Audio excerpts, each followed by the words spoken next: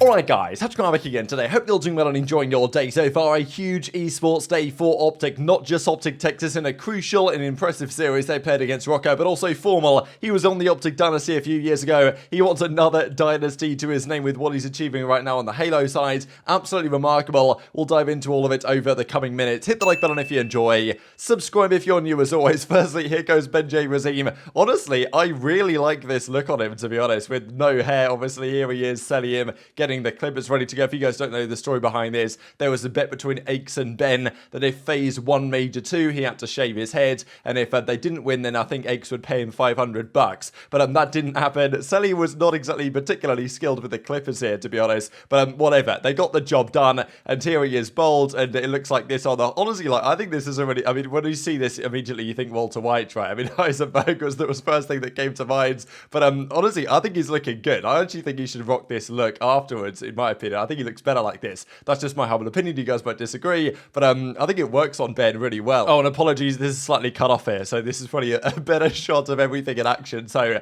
yeah, that's of course the key update of the day for you guys, because we really bring the hard-hitting stories here for you guys at TacticalRab Media Limited. There's also this big update. So they switched around the match timings today because Los Angeles Guerrillas were out of power due to these storms going on in LA. So that's really unfortunate. I believe London are also based out of LA, so kind of a tricky situation for all the teams involved. But they actually brought OpTic Rokkr back forward to be the first series of the day and then moved this series last. We'll discuss it in detail tomorrow, but I did want to mention a couple of things about it because Los Angeles Thieves brought them into their compound to play. So pretty cool stuff. And one of the crazy moments about this actually was, we'll discuss this tweet in just 1 second, was that Exceed was playing from Drazah's setup. Now we know that Exceed and Drazah have some beef going back a few years, so for him to play at Drazah's setup and clutch this remarkable 1v4 that I'll share for you guys right at the end of the video, and we'll discuss the series in depth tomorrow, was pretty incredible, to be honest. But there was also this from Kismet, actually, if we want to go and find it here, where he says, must be nice. Next time I'll say the airport's power was out instead. Interesting tweet from Kismet, right? What he means is that at Major 2,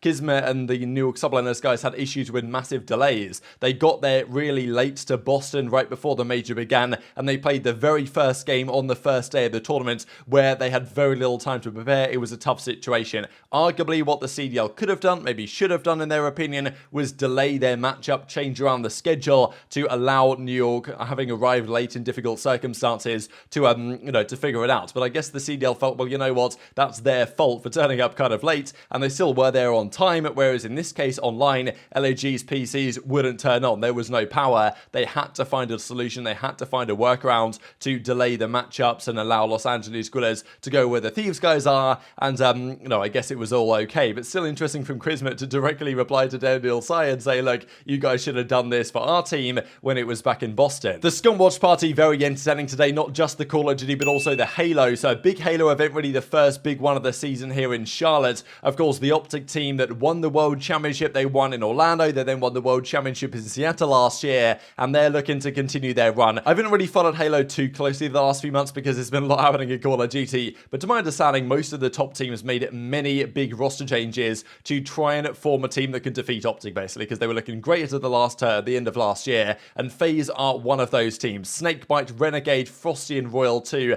that's a team and a half, and man, this OpTic versus FaZe battle is going to be phenomenal all season long. We saw it already in this Halo season over the last couple of months or so, I think online and stuff, but here on LAN, we really got a good taste of it, and OpTic reversed swept to secure their spot in the winner's side of the grand final, but also their COD team was taking a page out of FormaL's book. This was the type of stuff that Shotzzy was discussing, right? We saw this morning, Shotzzy said, in scrims, we are slamming kids left, right, and center. They hadn't done it in a game yet. They did it tonight against the Minnesota Rokkr in pretty spectacular fashion. Game 1 was not close, reminiscent of the very first map they played with Ghosty. Actually, I mean, look at this play that Shotzzy makes, just outrageous. I'll share Scump's actual full reaction here because, like, Shotzzy just gets out the hard point to world star one more guy before they win the map. That shows confidence is sky high.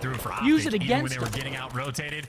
Really didn't matter. Shotzzy Huke put on some serious work, and when I mean, this map's over. That's Wait, why do you Shotzzy leave took time? over. He just wants to kill more people. Yeah, they could have won it the last one. He wants Okay, that and yeah, look he's cool. sick. Go ahead, he's allowed to do it. He's actually sick for that. Look at him laughing. Moron. And next time you stay in that time, you sick bastard. Slammage. That is Slammage map 1. That is Slammage.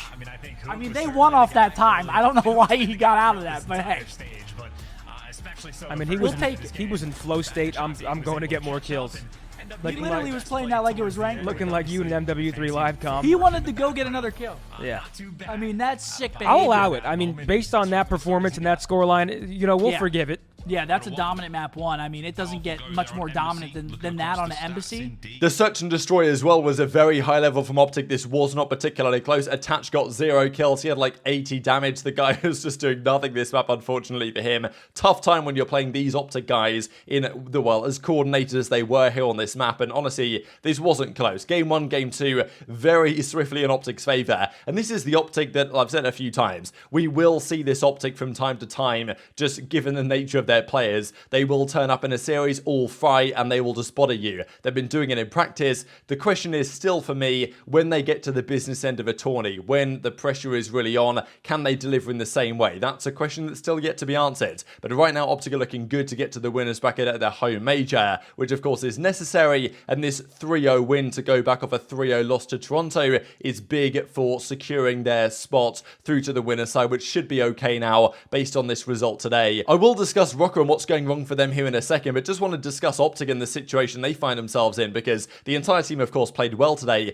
but none more so than Huke in my opinion. Huke has been phenomenal ever since he turned off the gyro aim. This guy's been coming different, especially in the Search and Destroy. He was very good. Okay, he had a pretty slow start to this final map here in the control, but it didn't actually matter at the end of the day because Afro was trying his best. But the thing is, like, Afro does turn up, but the question was that I had during the Major 2 run was that, okay, Rokkr came top 3, but they had Bance playing at like Major 2 Bance absolutely out of his mind. Was that sustainable? You know, no. The question was, could they maintain it from other elements of the team? That's not really been the case. Bance has fallen off pretty big time since Major 2, and now in a tricky spot they are, Minnesota, because they've not got an SMG duo that's quite so consistent. They just came top 3, and now they're looking terrible and started this group play section in an awful way. But on the other side, Huke was playing so well, and it's honestly great to see, because Huke got a, bad rap from the community for a couple of years now, and you can understand why he hasn't been so good for a little while, but he seems to be super in his comfort zone here, certainly alongside Shotzzy. Like, you see him in content, he's just having a great time.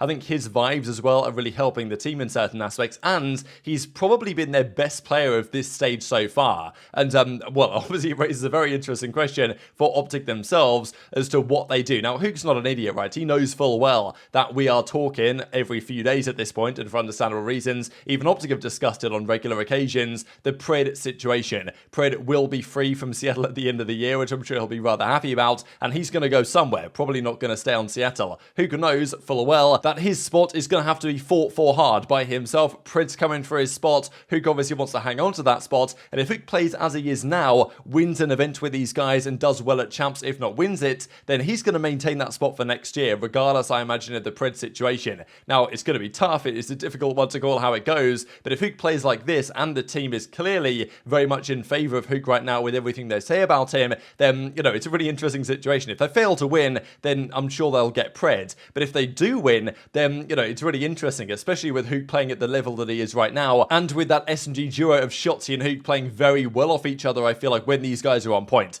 Now, Rokkr made it relatively easy for them, but nonetheless, this was the OpTic that I think we've been kind of expecting to see for some time, and, Shotzzy was obviously very happy about it indeed in the post-game interview after the match. So, yeah, remarkable performance, really. Like, the SMGs were just dominant over the course of these maps, certainly map 1 and 2, not even close between the two of them, and Huke's 1.28 KD against Rokkr is his highest KD of the season, which follows up from his 1.21 against LAG. So this guy's been insane lately and has been a crucial part of the turnaround to an extent we've seen, certainly in this particular match here, to bounce back from that Toronto defeat the other day. And even as Dashy says, FormaL inspired me after, well, we'll see what FormaL got up to here in just a second. These were the numbers though. Tough series for Bance. Dashy had a 1.29, Huke with a 1.28, Shotzzy with a 1.38. I mean, yeah, complete demolition job. And Ghosty could kind of kick the feet up and relax for this one, but Bance, yeah, 0.5, difficult series for him. Feel bad for the guys that went to watch the...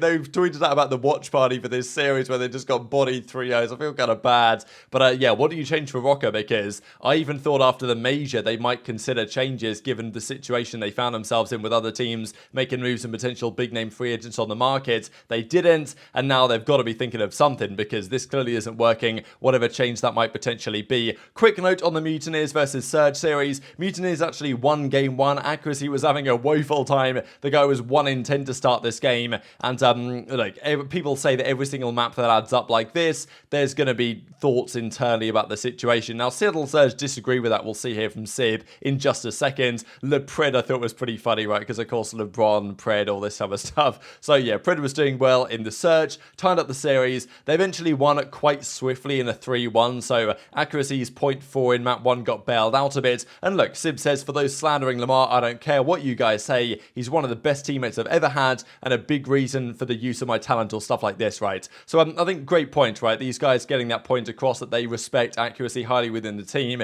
But it also means, right, is this team ever going to make a change? And if they don't, are they going to achieve anything with this team as before like they did last year? I'm not so convinced, to be honest. I think a lot does ride on this major though for Seattle, and thankfully for accuracy, they did win this series. They, had a good result against Mutineers in the end. Their slaying was just too powerful, game 3, game 4, and they won a search and destroy, so congratulations for that. And this is one of those series where I think the old Mutineers team, where they were super S&D focused with Major Maydak, they might have won this series because they might have stolen a respawn and gone 2 S&Ds, whereas this new team, it's not quite as good at search. It's better in respawn as we saw yesterday, but it's not quite the same search team they were, and if Surge can win a search against you, then you're going to have a hard time winning the series. Let's talk then, before we close out, about this remarkable story of what FormaL is accomplishing right now. After looking incredibly burned out from his time in Call of Duty, intending to go to content full time, he found his passion again for Halo, and ever since winning his first Halo event in MLG Orlando 2011, has now won his most recent Halo win 13 years later, pretty much, at HCS Charlotte 2023. The bracket was insane for this. There were so many great teams. Sentinels went out kind of early, but it's FaZe, right? Their new team with Snakebite, Royal 2, Frosty, and Renegade that have been looking super strong, and they went back and forth with OpTic. We saw OpTic had to reverse sweep them earlier to make it to the winner's side of the grand finals. It then went game 7 again, and look, a Street Slayer game 7. We've seen FormaL do this before, and he did it again. There's no other man you'd want on your team for a game 7 ice up than none other than Mr. Matty Piper FormaL, and he did it again at game 7 here. Great performance individually, and they just about squeak out a victory here, OpTic, in remarkably close fashion. So these two teams, like, it's going to be a great rivalry for months to come, but another victory, and that is a back-to-back-to-back for OpTic. Like, it's the first time they've done that, I believe, since their Gears of War team many years ago, to win 3 events in a row. At least the first time in relatively recent memory, and yeah, FormaL's done it again, man. It's an unbelievable turn of events that FormaL, after,